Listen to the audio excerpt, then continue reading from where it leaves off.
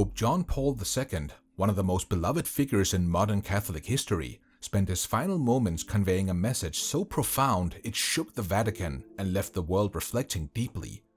Just before his passing, he left a final, haunting sentiment, a message many believe resonates powerfully with our own troubled times.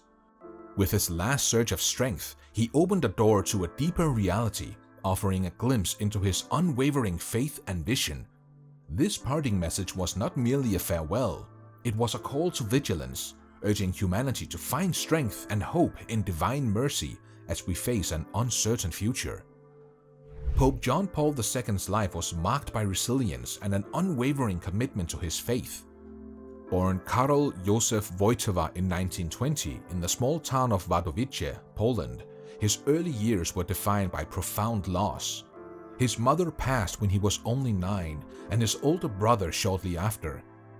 These tragedies shaped a young man deeply rooted in his devotion, forging a path that would eventually lead him to the pinnacle of the Catholic Church. As World War II tore through Poland, young Karol's spiritual strength became a lifeline. He pursued his religious studies underground, defying the dangers of Nazi occupation. After the war, he rose swiftly through the church's ranks, embodying a spirit of compassion and courage that culminated in his historic election as the first non-Italian pope in more than 4 centuries in 1978. Over his 26-year papacy, he became a beacon of hope, spreading messages of peace, love, and mercy across more than 100 countries. In his later years, even as his health declined, Pope John Paul II's dedication never wavered. Every appearance, every word was infused with a sense of purpose that inspired millions worldwide. Through physical frailty, he displayed spiritual strength, using his suffering as a testament to faith's endurance in the face of life's ultimate trials. His journey left a profound legacy of faith, resilience, and the pressing call to vigilance he wished would endure beyond his lifetime. Throughout his papacy, Pope John Paul II seemed shielded by divine mercy, even in the face of extraordinary threats. Perhaps the most dramatic example came on May 13, 1981, when he survived an assassination attempt in St. Peter's Square. The attack sent shockwaves throughout the Catholic world, and despite life-threatening injuries, the Pope forgave his would-be assassin Mehmet Ali Agca, exemplifying the depth of divine mercy that permeated his life. Years later, in a remarkable turn, Agca converted to Catholicism, a sign of the Pope's lasting influence and the remarkable reach of forgiveness. This was but one instance in a series of what many believed were miraculous protections around John Paul II. Through multiple health scares and persistent threats, he stood firm in calm faith, embodying a life sustained by divine mercy.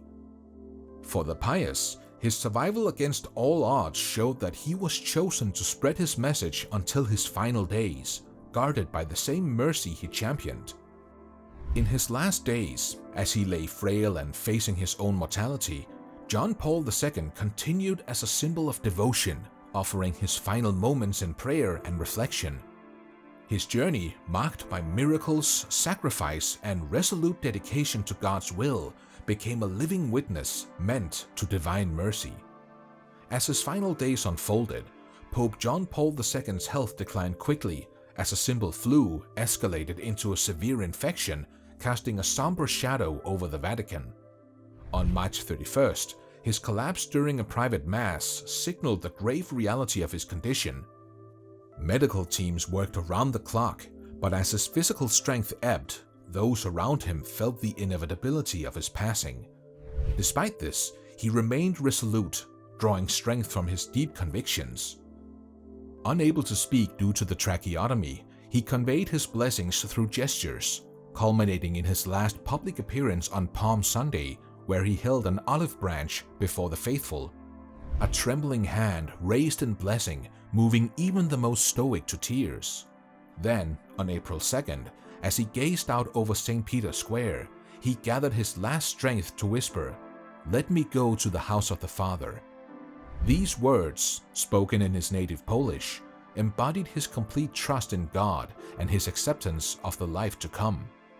At 9:37 p.m., he passed peacefully, hand raised as if offering a final blessing. His death marked the close of a profound chapter, leaving a legacy of firm belief and devotion that continues to inspire millions worldwide. Throughout his papacy, Pope John Paul II sounded a profound call to vigilance, a message urging the faithful to align their lives with divine mercy and prepare for a world in spiritual upheaval. This theme ran deep in his teachings, from his writings to his homilies, becoming a cornerstone of his vision for the Church. One of his most notable expressions of this was the encyclical Dives in Misericordia, or Rich in Mercy, published in 1980. In it, he emphasized that divine mercy was more than a concept. It was the very essence of God's love, available to all who seek redemption, and a vital force for healing in a fractured world. The encyclical urged believers to embrace mercy, both from God and in their own lives, as the foundation of true peace. In 2002, John Paul II consecrated the Divine Mercy Shrine in Krakow, Poland, during an international pilgrimage where he spoke of divine mercy as the limit imposed by God on evil. This potential declaration resonated with millions as he portrayed divine mercy not only as a gift, but as a barrier protecting humanity from the destructive forces unleashed by sin. He called on the faithful to become apostles of divine mercy, underscoring his vision of a world safeguarded by compassion, forgiveness, and steadfast faith. But it was his reflections as his health waned that amplified this urgency, sending shockwaves through believers worldwide. As his health waned, Pope John Paul II reiterated the theme he championed his entire life. Humanity must ready itself, both spiritually and morally, for trials that would test its very foundations. His warnings weren't abstract. They were reminders that the world's foundations, spiritual and otherwise, were under constant strain, and only through God's enduring mercy could true resilience be found. His parting message, emphasizing vigilance, prayer, and a renewed spiritual dedication, was both a call to action and a stark reminder that time may be shorter than we think. In his final days, Pope John Paul II's thoughts turned with renewed intensity to the message of divine mercy, a theme that had shaped his papacy and underscored his vision for a world in spiritual turmoil. As his health deteriorated, he took great care in preparing an address for Divine Mercy Sunday, a celebration he had established to remind the faithful of God's unconditional love and mercy. For Pope John Paul II, divine mercy wasn't merely a theological principle, but a calling to embrace a life of hope, a divine force strong enough to counter the darkness permeating society. His conviction in divine mercy was unshakable, rooted in the belief that it could reach even the most hardened hearts, offering forgiveness, healing, and transformation. The Pope viewed divine mercy as humanity's ultimate sanctuary, a spiritual shield in a world plagued by unrest and moral decline.